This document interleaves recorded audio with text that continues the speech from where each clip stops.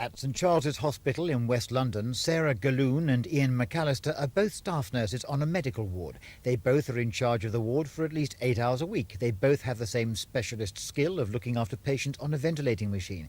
Therefore, they should both, they say, be on the same grade. But Sarah is now on grade D, earning £8,025 a year. Ian is on grade E, earning £9,500 a year. We're all in charge of the ward, for the same amounts of time. I think it's just totally unfair, to be quite honest with you. And I find it highly insulting. I'm sort of taking it personally. It's as if management are giving me a personal insult. I find it embarrassing as well, working with people and you're getting so much more than they are for doing exactly the same job. Their union NewPay is seeking urgent talks with management about trying to regrade Sarah and many of the other nursing staff there. At Tooting Bec Psychiatric Hospital, 6 nurses belonging to COSE were sent home by management last night for officially refusing to take charge of their wards.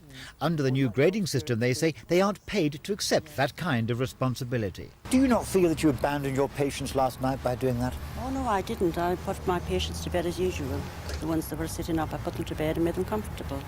But because the 3 of you went home, that meant, and 3 others of you, that meant they had to bring other people in to do your work. Oh no, a nurse came from another ward to take over my ward.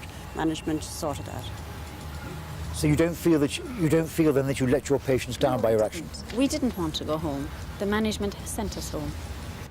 The hospital management said they had no option but to discipline the nurses the way they did. It's the minority of staff that are behaving in this way, but I think the bottom line is I've got to manage a service and I've got to put the safety of patients first.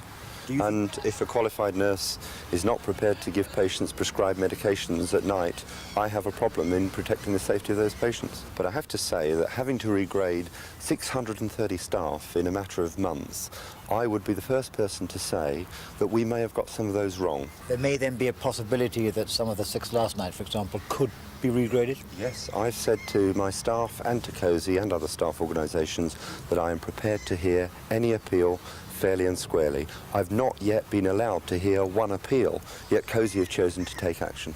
Do you believe that there's any real hope of a rapprochement between you and the union?